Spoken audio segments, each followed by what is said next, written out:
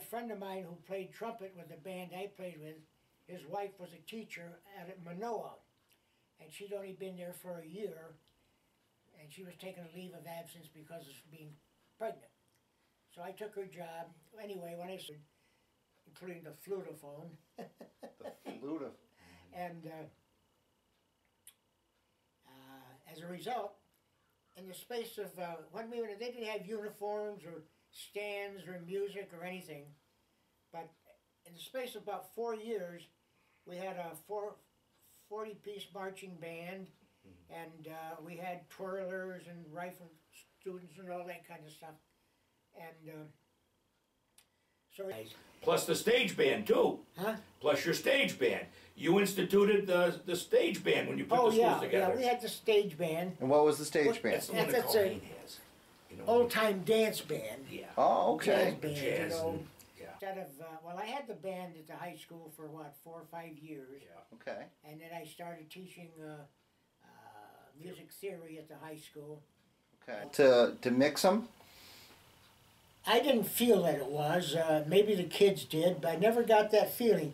The kids in the band seemed to blend in together and make friends and make girlfriends and boyfriends from either school.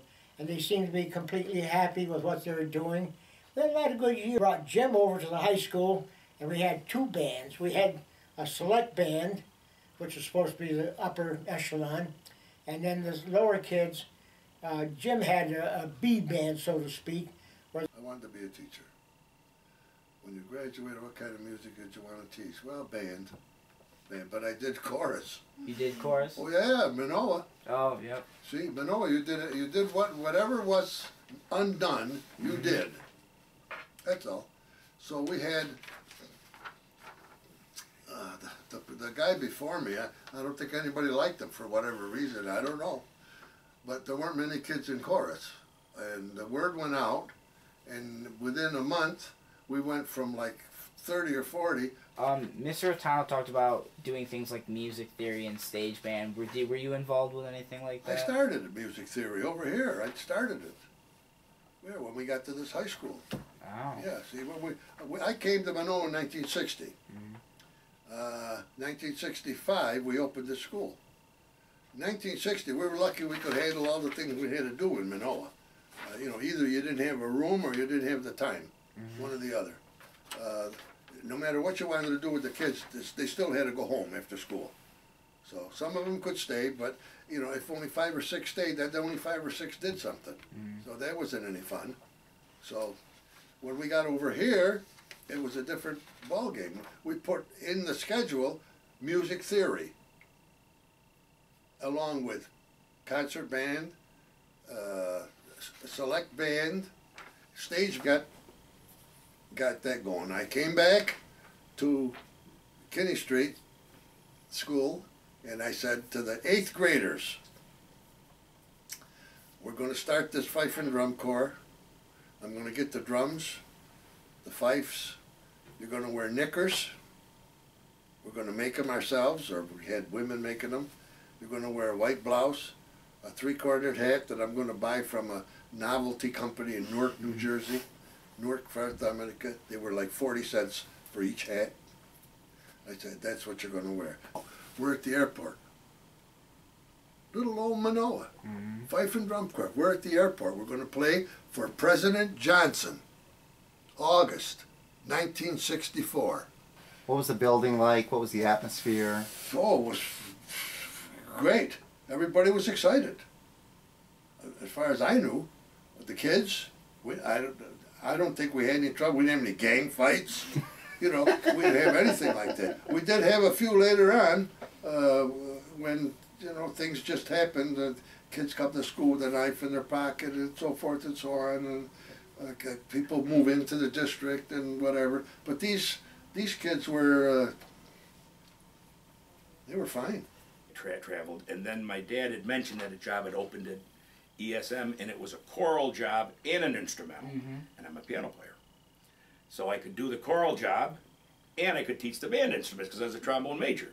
So I was, as much as people used to tease me and say, oh, you got the job because you're dad and stuff, I also was and I can say that now, the most qualified. But I did teach the theory program that my dad had started. I taught it after he did, and the wonderful part about that theory program was, well, I shouldn't say that. The wonderful thing about the theory program, do you guys take theory at all? Did any of you? I think. Music theory? Yeah, I think Caleb does. The kids that I would teach it to eventually would take the placement exam for college, and they'd get through the first year already.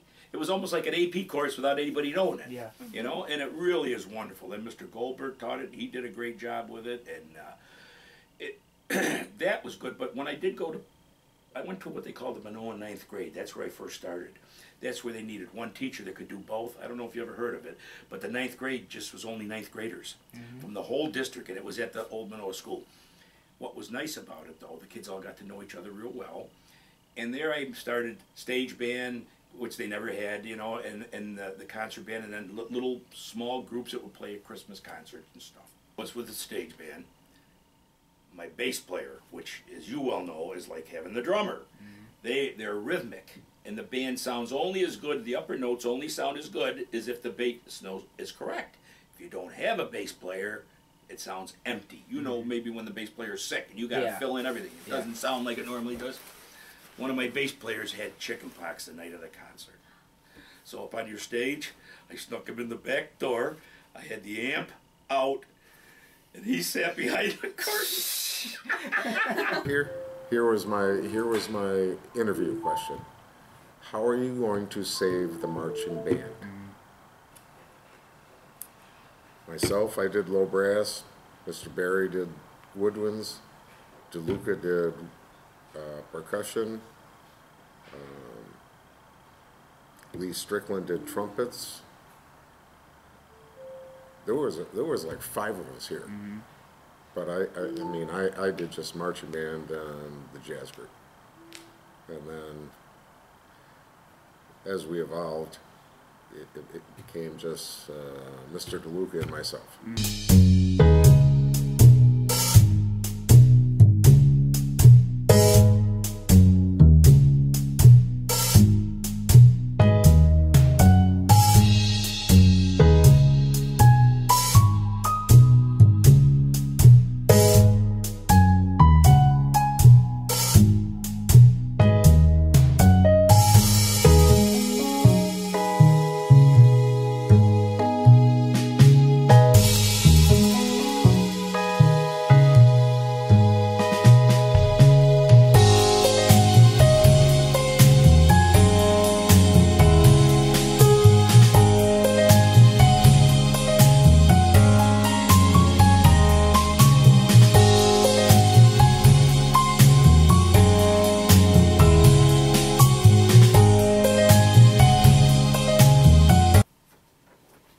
What did you enjoy most working at ESM?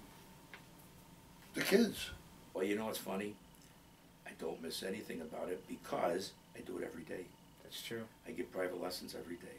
And the reason why I get private, like when it's at Christmas time, I'll give the kids a week off because I don't want to bother the families. I'm depressed. I am. You know, as a teacher, you haven't retired yet, obviously, but what do you think you'll miss most?